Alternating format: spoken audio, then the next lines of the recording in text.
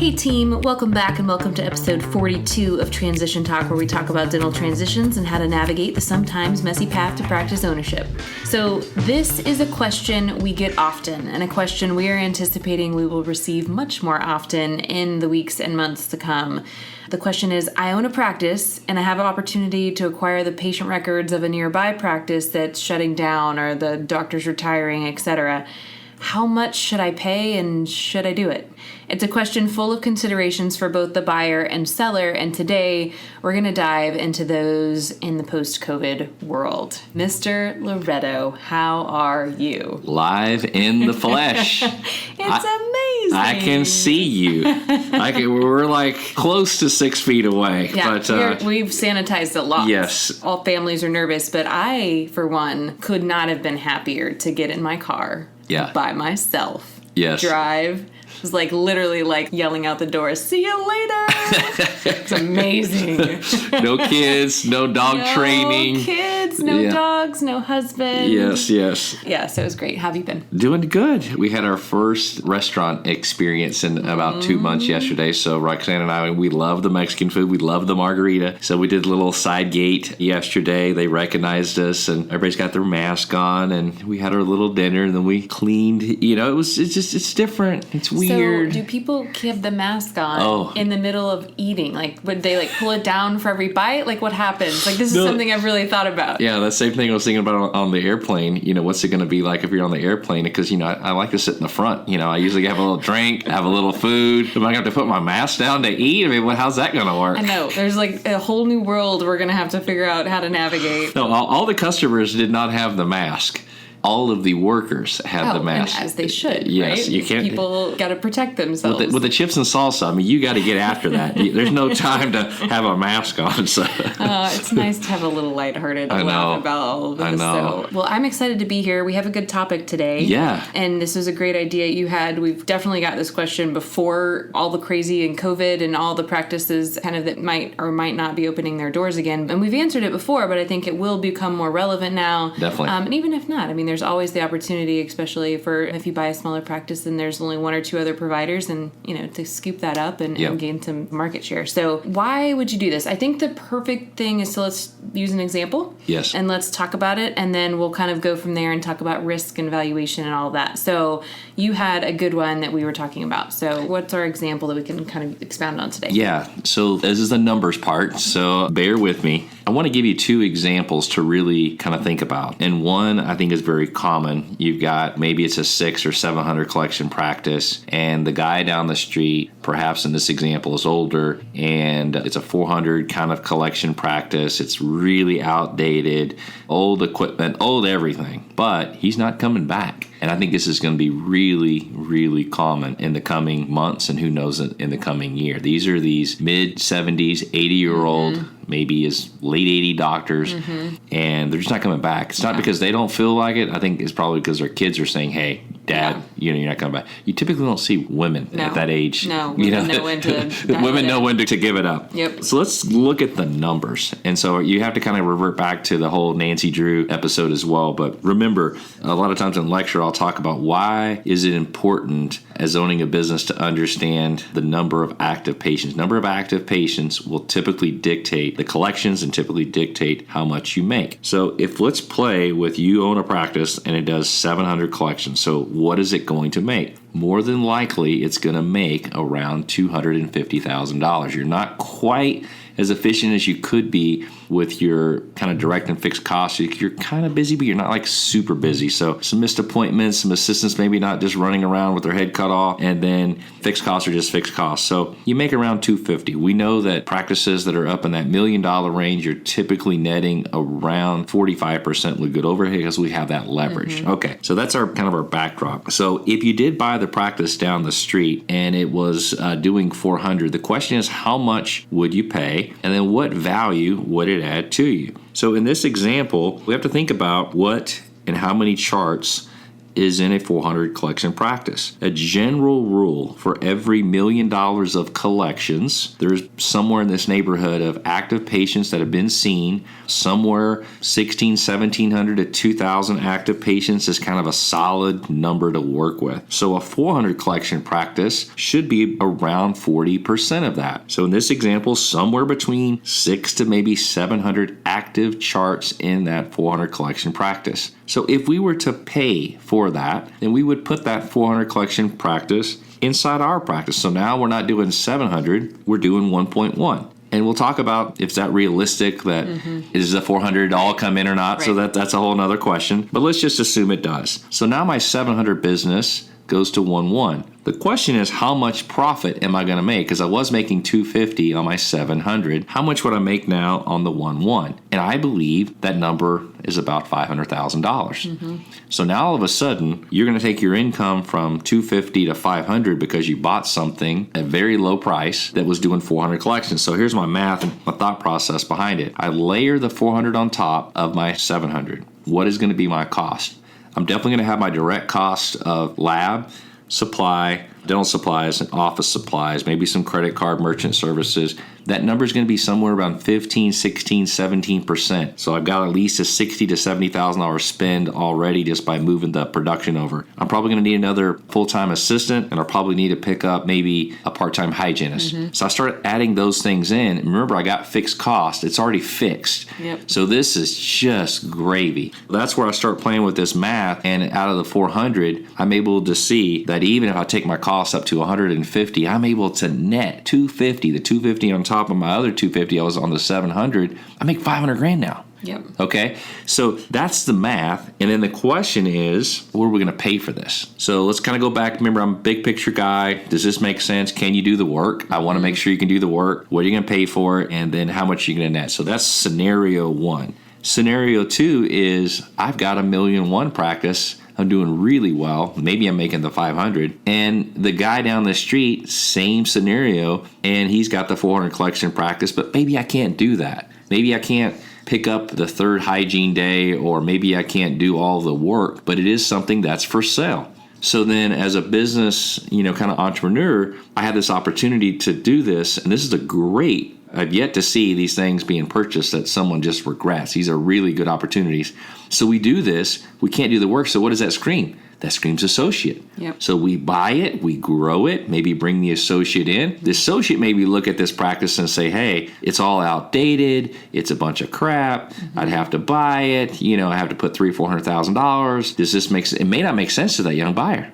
Okay. You're going to buy something really old. It's only doing 400 collections. Maybe you're going to have to put $300,000, $400,000 of equipment in there. There may be another practice down the street that you can just buy outright. So that's the part of the thought process of the young person is, I don't know if I should do that or not. The established doctors that just buys the charts, no brainer that we're going to jump in here. So anyway, it's exciting because to me, it's an opportunity. You look at just the demographics that we have in dentistry, and to be able to see this older patient base that's actually doing this, I would say for the most part for fun, there's going to be huge opportunities for the investor, the younger person, or somebody established to basically help and assist that older doctor with taking over the patient. So that's our big picture we want to talk about. Yeah, and a lot of times those practices, as an owner, you're already in the area, you don't want someone else to come in there and buy that and now be your competition and grow it and update it, and now they're your competition. It's not far enough away. You don't want to poach your own patient base by buying the office in total.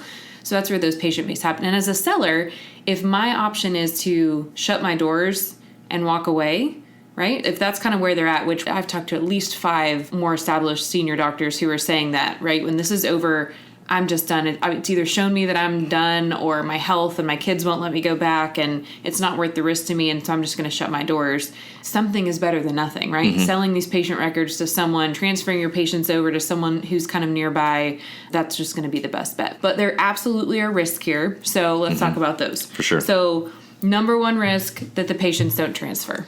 I think that if you're already established and in the area, the senior doctor, there's a few ways we can mitigate that, and we'll talk about that. But that's clearly the number one kind of risk that we hear is, how do I know the patients are going to show up? And we'll talk about how to mitigate that in 1 second. The second risk is that you overpay because you don't know how much to pay per record, or you pay for too many records, right? And so there's a couple ways to do this.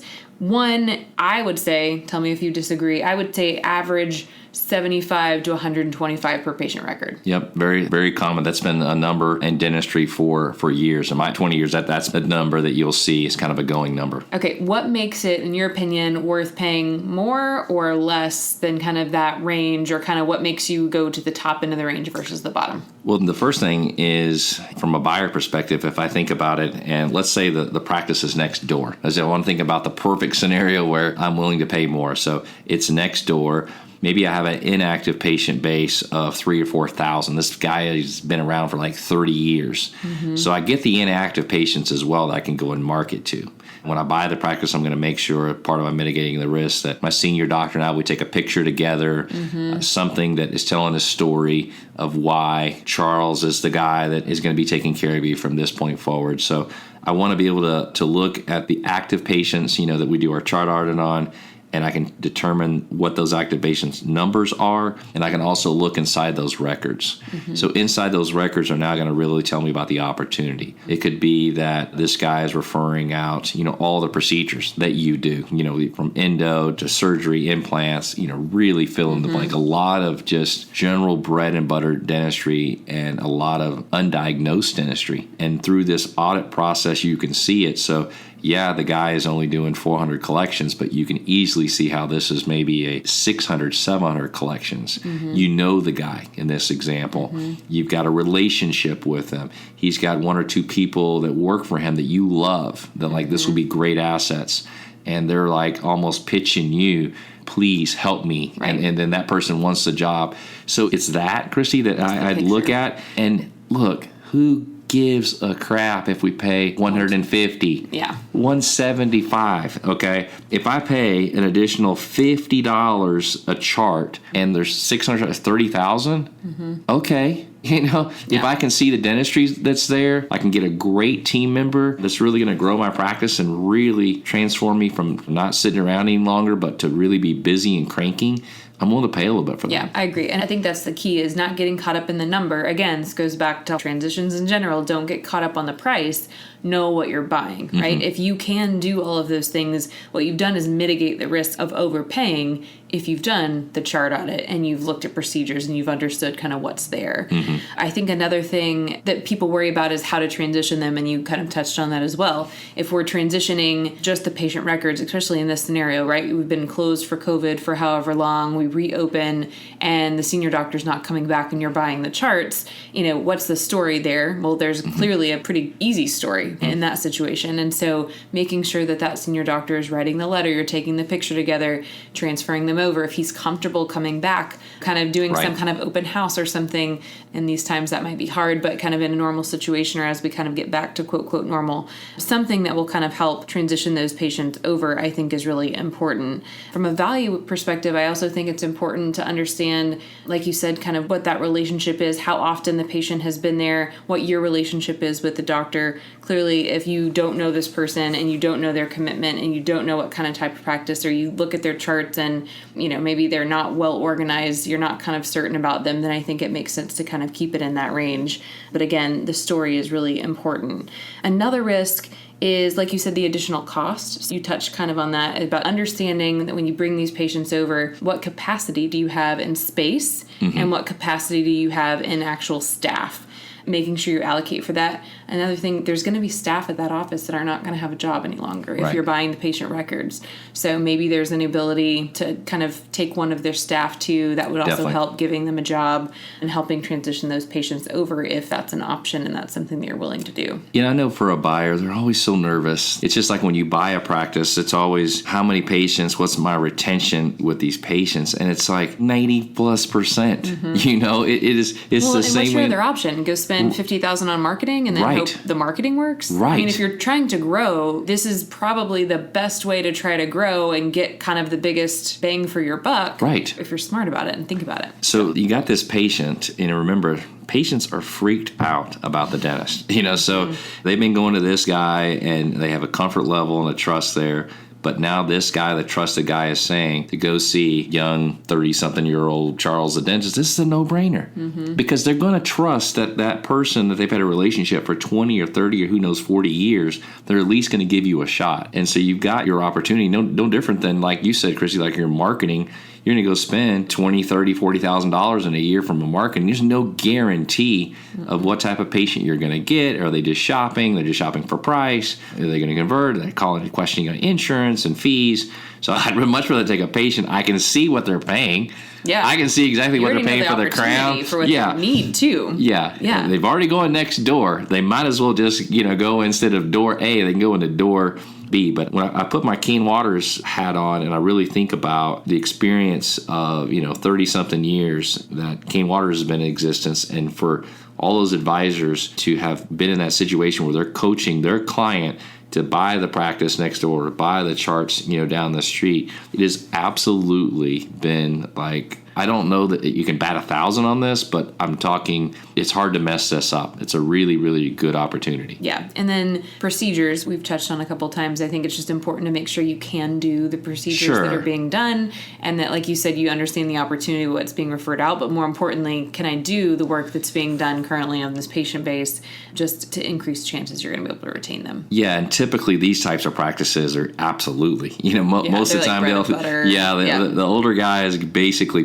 punting at this stage on all of the complex procedures. They're just there just to, kind of be there. So for the most part, it would be highly, highly unusual. You might get a guy that's maybe doing some endo or something that you're not, or you just don't like to do. But again, this is going to be very, very rare. And again, it's just something you'll pull out in the chart on. It's something we will do to help push you on and guide you through that process so that we do pay a fair fee for these charts. But most importantly, be able to take your financials and kind of build this potential $400,000 example onto your practice to show you what that profit margin is, so it kind of gets you excited about it. Yeah, I think this, in your example, the $700,000 collection practice that's netting $250,000, I think that a lot of our young buyers who buy practices that from these established older dentists are working with capacity, right? Like they buy a practice and their hope is to build it to the million with the space and the staff that they have.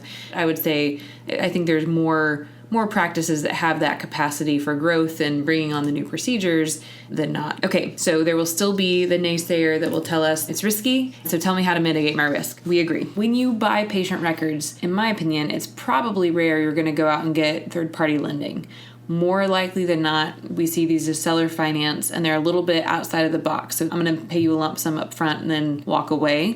The best way to mitigate your risk, if you can kind of get the established doctor to agree to this, is some kind of staggered payments. And you really want them to have a little bit of skin in the game to make sure those patients transition to you.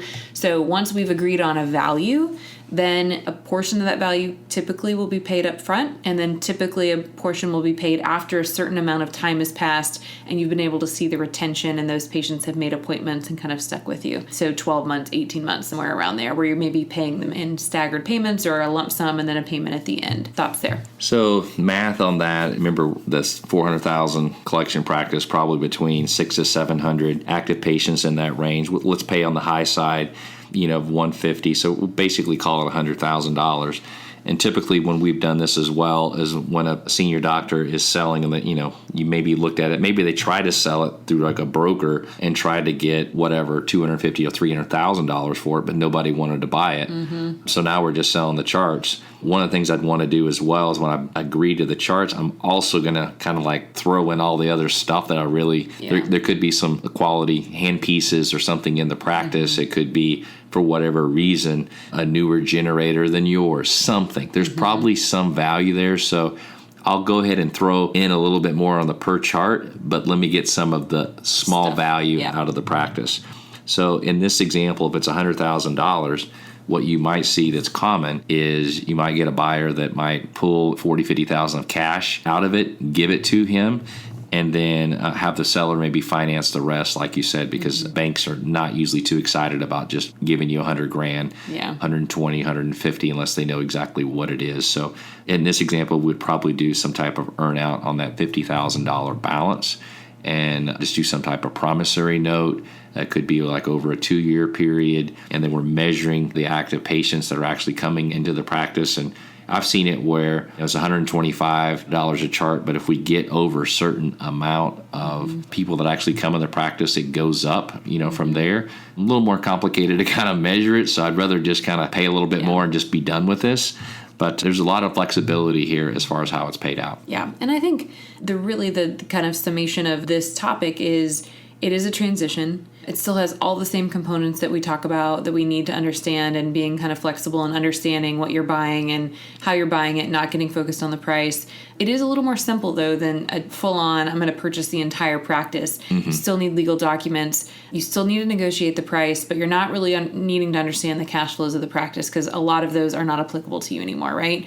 Understanding what types of procedures, kind of that on-the-ground diligence of looking through the chart audits, how to negotiate, how to talk to that seller, how to talk to that buyer. Those are all skills and things that we're happy to coach you through. But, it is a transition, and it is probably a challenging thing for a seller to do, right? To make the decision that I'm going to close my doors or sell these patient records, and kind of that's probably, for most, maybe not how they anticipated kind of ending their professional career. So it's still a transition. So it's important to kind of keep that in mind and know that there's important pieces along the way that you can be smart about and diligence and have someone help you through, but then understanding kind of on the flip side what that looks like for the seller. Yeah, and a lot of times you'll hear too that the skeptical buyer may just say, well, why would I buy it? I mean, those patients are just going to come to me anyway.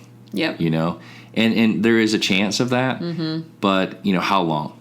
Yeah. How long is it going to take? And I'd much rather make a small investment to almost guarantee that my 700 turns to $1 million, that I can immediately start making the cash and immediately start to budget, what that's going to be, than kind of the hope and wait, let's just see, and that, that's going to happen. I'm all about the investment getting the return, today. So there's a lot of emotion in those decisions. And I think that, again, if you can understand your why of layering this type of practice on top, and to see, holy crap, I can make that much more, and I can do that amount of dentistry with that ease, then I think you're very, very focused.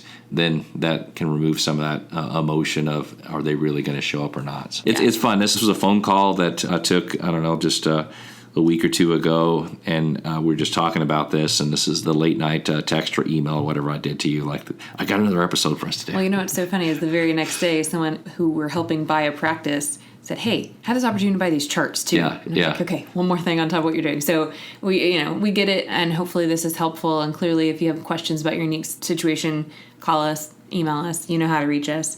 But that's all we have for today. I've got something funny I got to share. Share it. So I won't mention his name, but cute guy. He's just he's so excited. And he's about ready to buy a practice, and he'd actually called Kane Waters, and we pushed him over to NDP, and I got him listening to the podcast. And in 2 days, he listened to 21 episodes. Still so amazing. And we're helping him. He's so fired up now. He is so fired up. He's already got a deposit in, and he is ready to buy practice. I would be tired of listening to my own voice. I am. But I know. I'm excited about that. Yeah. But I am excited to see you today, though. Now, sometimes I do get tired of your voice, and I know you get tired of mine. But it's been fun today. It has. That's all we got today. Remember to subscribe to Transition Talk on Apple Podcasts, SoundCloud, Stitcher, and Spotify. And as always, like us on social media. Have a great day. Until next time, friends. See you guys.